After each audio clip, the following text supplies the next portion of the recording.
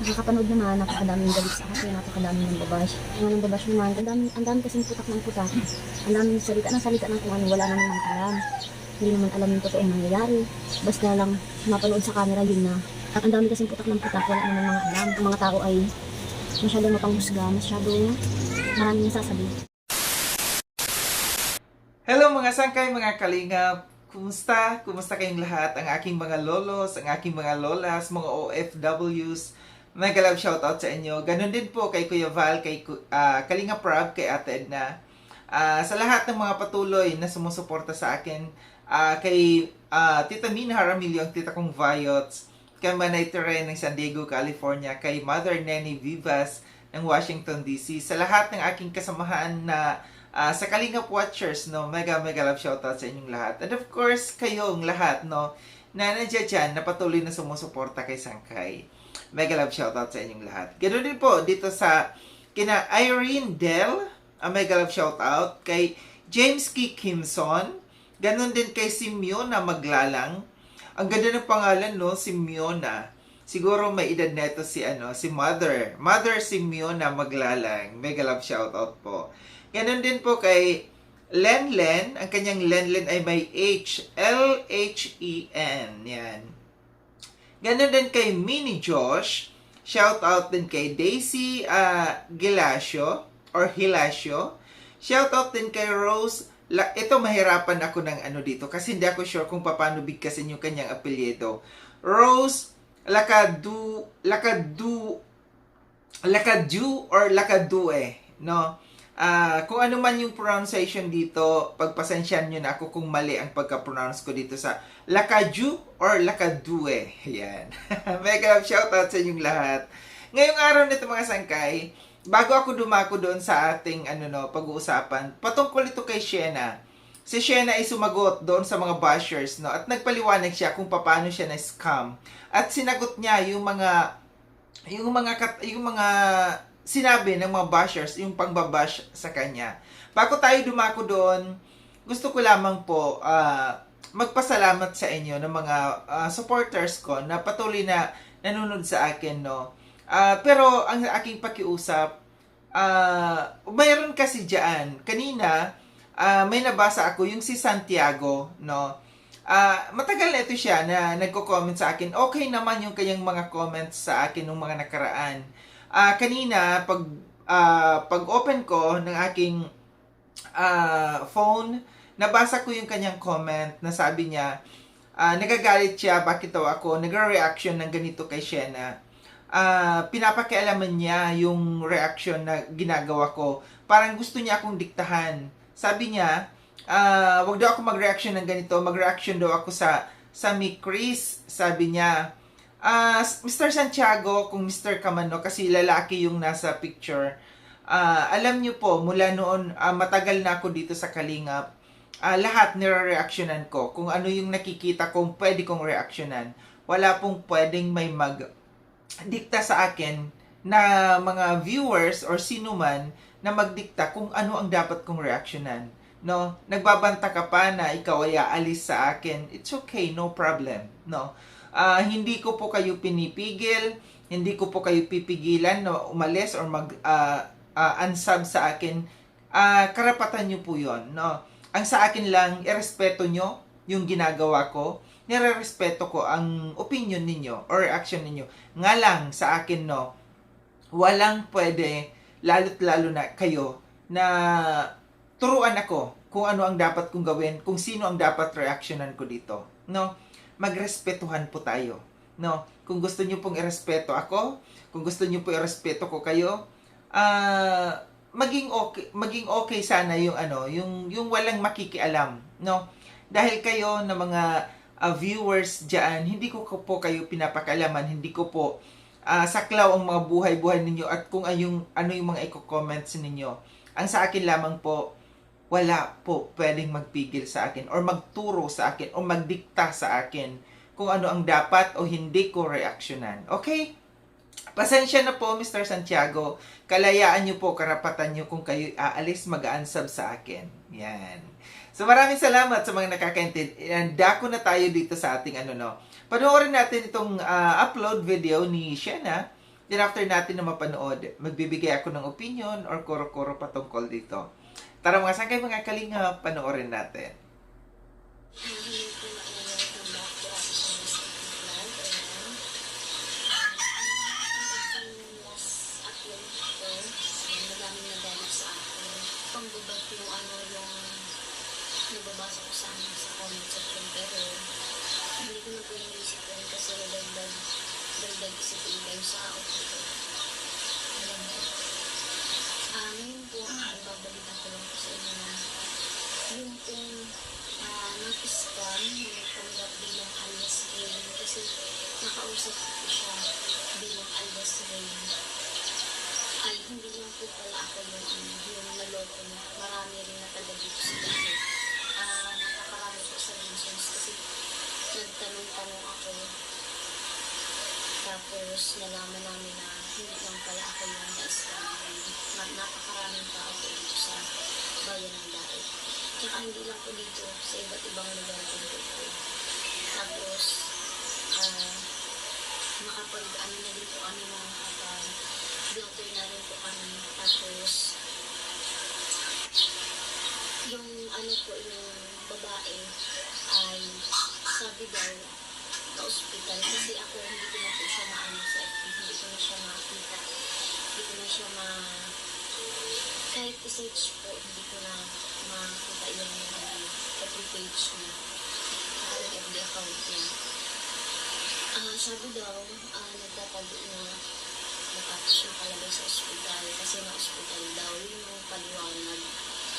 Tapos halos yung natangal po nila sa iba't ibang tao ay umabot po ng 7 million, kasi kahapon puro yun yung inaano ko at sinususod ko nga po yung pera at sayang. Sabi ko, pinag-ipon ako na namin yun, sabi ko bakit po pa, pero yun nga po, hindi lang po ako yung naloko, marami po kami. Yung isa nga po na nakausap ko, buntis pa, sobrang depressed niya, kasi ang ibigay daw po yung halaga doon ay kulang 300 po yung ibigay yung halaga doon sa babae. Tapos kasi daw po yung unang transaction nila okay naman, tapos okay naman hanggang sa biglang na-wash out yung pera. Ganun po yung nangyari sa kanya. Ayan, sa mga nakapanood naman, napakadami yung balisa, napakadami yung babash. Kasi may pera naman daw po pala kung bakit daw natutulan ng kuryente sa bahay, bakit daw wala naman sa bumbay, bakit daw lumapit ako ng kuryente kung may sakit si Grace. I-explain po natin yung lahat. Tapos, napag-isip-isip ko po na nakakalaga ng YouTube kung isasacrifice ko po. Buti nga po at yung pinagkahiraman namin ng pera ay napakiusapan ko. Nalaman yung sitwasyon ko, tapos kunento ko po yung nangyari. Tapos sa mga nagbabash naman kasi may pera naman daw pala ako. Tapos ganun yung nangyayari sa lahat. Ang dami kasing putak ng putak. Ang daming salita ng kung ano, wala naman. Hindi naman alam yung totoo ang nangyayari. Basta lang mapanood sa camera yun na. Tapos, kanina nagbabasa po ako ng mga comment. Ang daming mga positive comment, ang daming bash comment. Tapos ang dami rin na hindi naniniwala sa akin. Sa akin po, basta gumawa ako ng video kasi yun nga, gumawa lang naman po ako ng video kasi ipapaalam ko na ibibenta ko ibibenta ko nga po sa yung YouTube para hindi naman mabigla yung mga tao na, bakit ibibenta ganito ganyan, para malaman din po nila yung sitwasyon. Hindi ko na nga po sana ilalabas itong video na to kasi yung video na in-upload ko kasi alam kong nababas ako doon, sasabihin ako na ang tanga naman yung sa'yo naman wala sa online, alam niyo nang ang daming scamming. Kaya nga po kahit na po ako sinisisip yung sarili ko, bakit ako nagpaniwala sa mga ganyan-ganyan. Pero nangyari na po, wala na tayong magagawa. Kaya forward na lang po. Maghaharapin na lang yung ngayon, huwag nang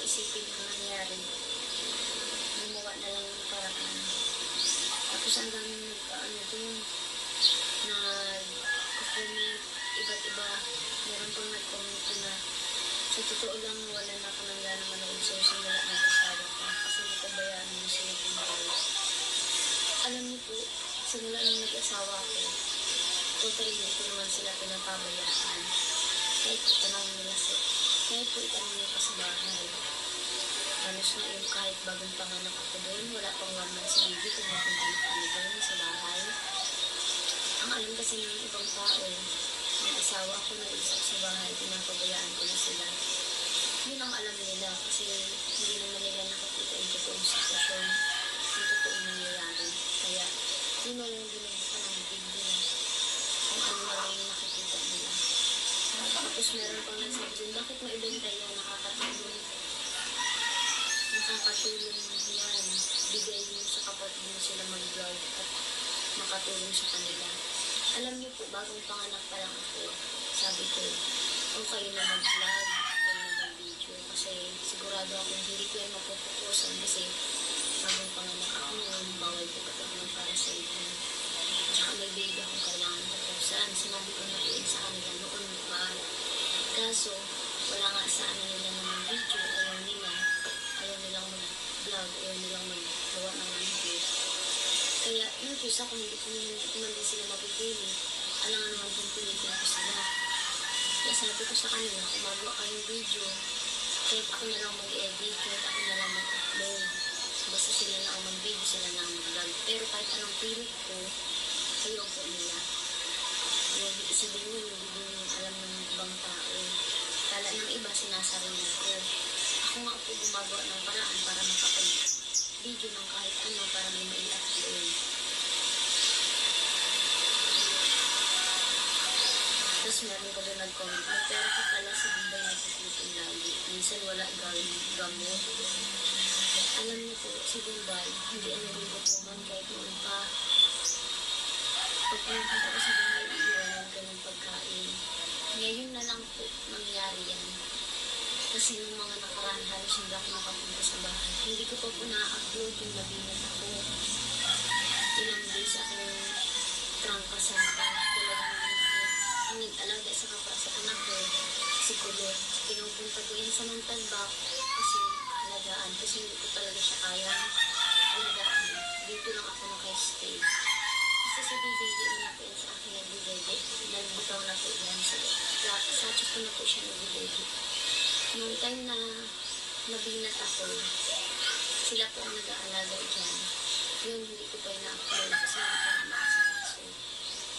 Diba, hindi din yun alam ng ibang tao.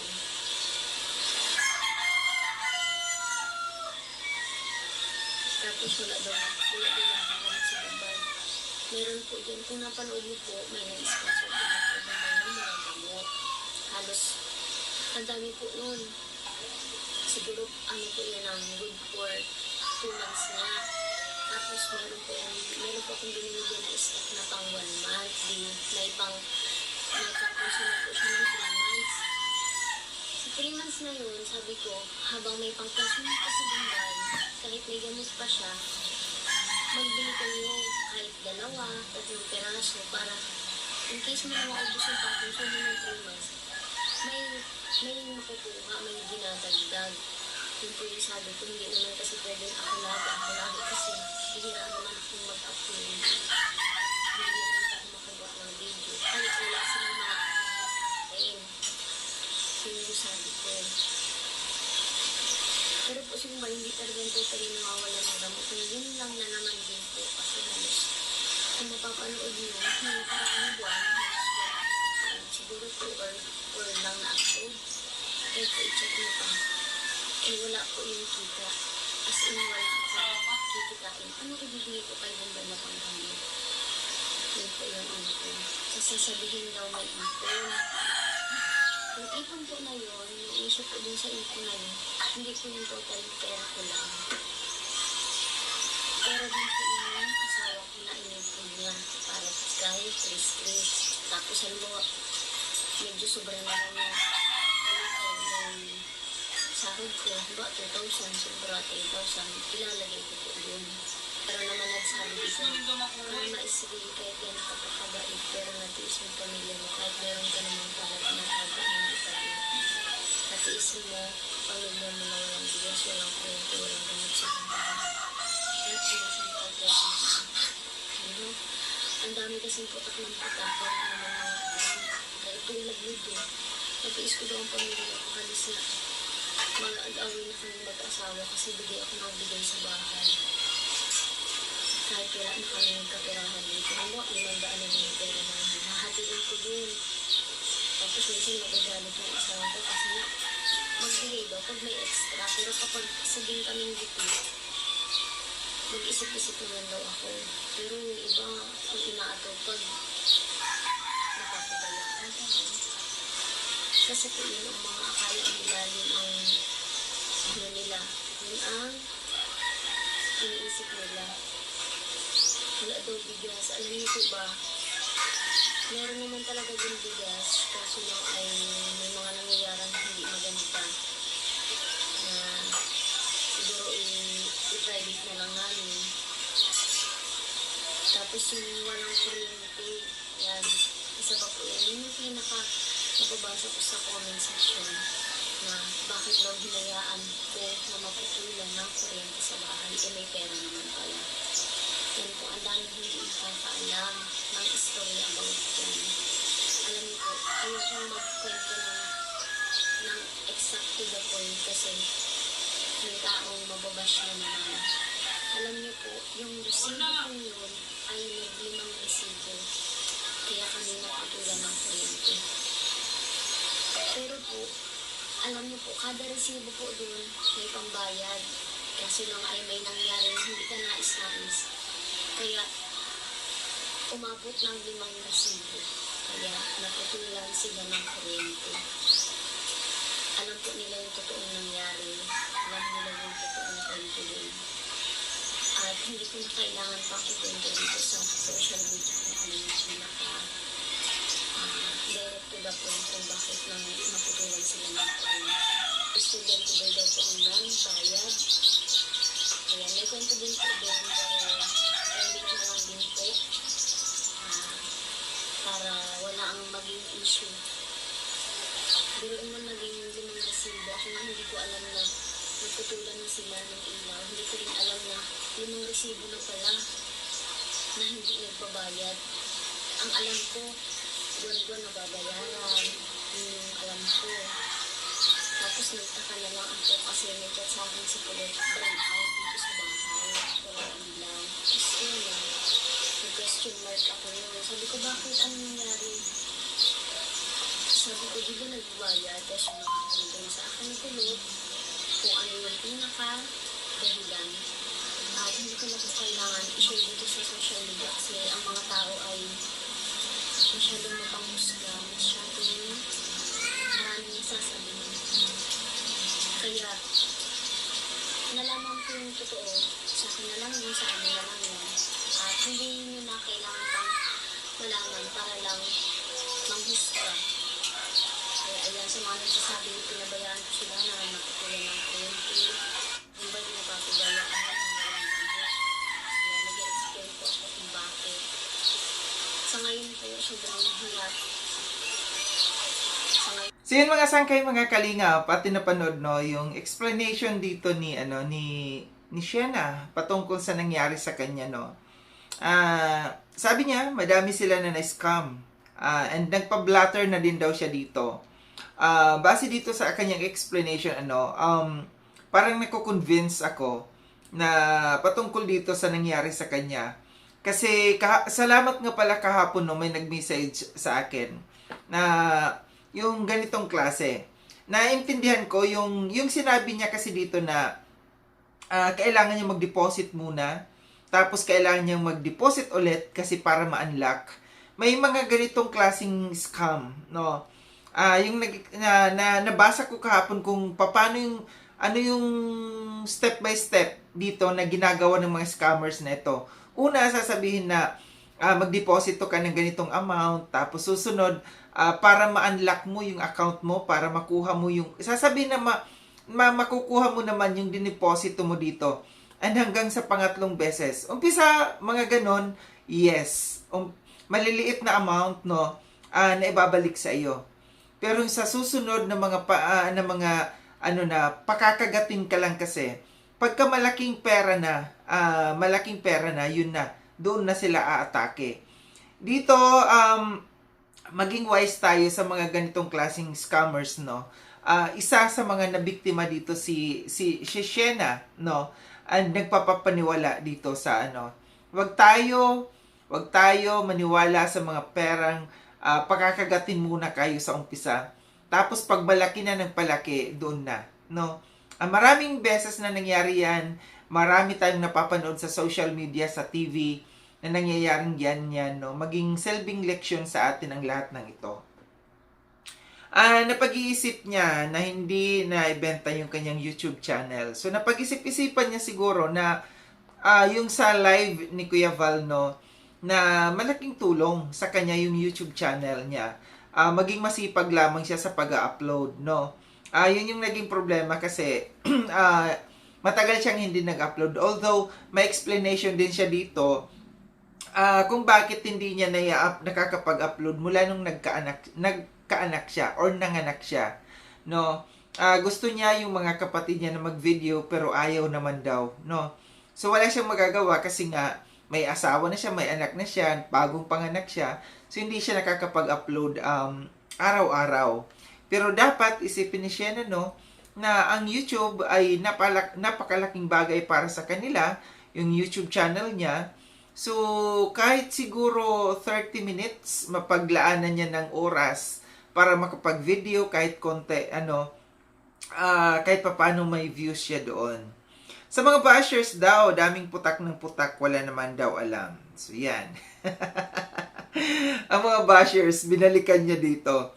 Ang dami kasi, no, kahit sa upload ko, ang daming mga bashers talaga na parang hindi agree doon sa nangyari. Parang drama lamang daw ni Shena yung pangyayaring yun. Hindi natin masisisi yung mga bashers, no, kasi doon sa unang live or upload ni Shena, hindi niya na-explain ng mabuti. Kaya ang labas ng mga tao, no, parang paawa effect lamang, no. So hindi natin masisisi yung mga viewers diyan kung mag-isip ng masama laban dito kay Shena dahil nga hindi well explained yung kanyang ginawa na video, no. So sa ngayon unti-unti nakikita natin na halos parang may katotohanan. Hindi man 100%, no, tayong naniniwala, pero closer doon sa 100%. Mga nasa 80% na paniwala tayo na talagang mukhang may nangyaring ang scam dito sa kanya. Hindi daw naman niya pinababayaan yun. Yung hindi daw niya pinababayaan yung YouTube channel niya. Nga lang yung mga kapatid niya dahil wala daw talagang hindi daw tumutulong sa kanya sa pag-vlog. Mga kapatid niya, may ipon, yun daw, ito yung naging dito, no, na may ipon naman daw siya, pero daw yun ng asawa niya. Kasi yung sinabi niya na yung pera daw yun, na na-scam sa kanya ay ipon nila. Pero sabi niya dito sa kanyang explanation, pera daw ng asawa niya yun na iniipon para doon sa kanyang anak. Pero mayroon daw siya doon, paunti-unti, sabi niya nagbabigay daw siya doon. Halos nga nag-aaway na silang mag-asawa dahil bigay siya ng bigay sa kanyang mga sa kanyang pamilya, sa kanyang mga kapatid, no. Bigas, patungkol dito sa bigas na pag-usapan, may mga nangyayaring di maganda. I-private na lang natin. Ganun din sa kuryente. Okay, dito tayo sa bigas at saka sa kuryente sa kanyang paliwanag, no. May pinoprotektahan dito si Shena patungkol dun sa bigas at saka sa kuryente, no. Tingin ko may kinalaman ang kanyang tatay dito. Kung bakit, sabi niya, private na lang natin dahil mababash daw. May mababash na naman daw dito. Tingin ko, mas malaki ang ko dito, pag-iisip tungkol sa kanyang tatay. Kasi, meron akong mga nababasa dyan na sinasabi na yung bigas daw nila ay binebenta ng kanyang tatay, no. Sabi niya yung kuryente din daw, 5 buwan. Sabi niya, nagbabayad naman daw yun buwan-buwan. Pero bakit biglang 5 buwan ang hindi na Sabi niya, i-private na rin daw yun. tingin ko nagbabayad pero hindi ibinabayad yung pambayad doon sa kuryente, no? So, sa akin lamang dito sa pangyayaring ito, nagiging kawawa kasi si Shena dito, nagiging pabigat kung yung tatay man niya yung may kasalanan dito sa bigas at saka sa kuryente, no? Although obligasyon ng isang ama na buhayin ang kanyang mga anak. Pero ang nagsasuffer dito si Shena, no? Si Shena yung nagiging padre di pamilya or nagiging nanay dito para mag-provide sa kanyang mga kapatid, no? Nandiyan dyan yung tatay nila, malakas, buhay, no? Bakit hindi magtrabaho? Bagkos nagiging pabigat pa sa kanila, no? Ito yung dapat ma-resolve na problema, no? Na bakit si Shena pa rin ang inaasahan. Nandiyan dyan naman yung tatay. Ilan na lang ng mga kapatid, no? Kung ako kay Shena, para sa akin, tulungan na lang niya yung kanyang mga kapatid na mas kailangan niyang tulungan. Like, dito kay Bombay, doon na lang siya mag-focus. Huwag na niyang intindihin pa ang tatay niya. Kasi parang mas tinotolerate niya na maging tamad yung tatay niya, no? Na nandiyan dyan, siya yung nagpo-provide. So, yun yung dapat na maging dito, na dapat gawin na. Kasi, kung ganito at ganito lamang, no, ang mangyayari, aasa at aasa. Nagiging pabigat na kasi ang tatay nila. Dapat ang tulungan na lang ni Shena, silang magkakapatid na may trabaho or kung sino man na may income, no, mag-focus na lang sila dun sa kapatid nila. Hayaan na ang tatay nila, no? Hindi nila obligasyon na buhayin ang tatay nila na ganyong napakalakas pa naman, parang mas kasing lakas pa ng kalabaw, no? Sa mga pangyayaring ito may problema, meron talagang hindi magandang setup dito sa kanilang pamilya. Ang tatay nila na dapat tutulong sa kanila or dapat magpo-provide sa kanyang mga anak, nagiging baliktad ngayon. Anak ang nagpo-provide para sa ama. Di ba? So, mahirap yung ganito. Gustuhin man ni Shena na manahimik sa buhay niya, kahit nag-asawa na siya, hindi niya magawa. Dahil may obligasyon siyang natitira dito sa kanyang mga kapatid, dagdag pa sa kanyang ama. Muli maraming salamat mga sangkay sa panonood. Sa mga hindi pa nakapag-subscribe kay Sangkaylon, subscribe nyo na po ako. Click yung notification bell para updated kayo sa lahat ng mga videos na aking gagawin. Like and share itong video na ito mga sangkay. Kita-kits tayo ulit sa susunod na video na aking gagawin. Ingat kayo sa ang dako ng mundo mang kinaroroon. Paalam ng mga sangkay mga kalinga, paalam.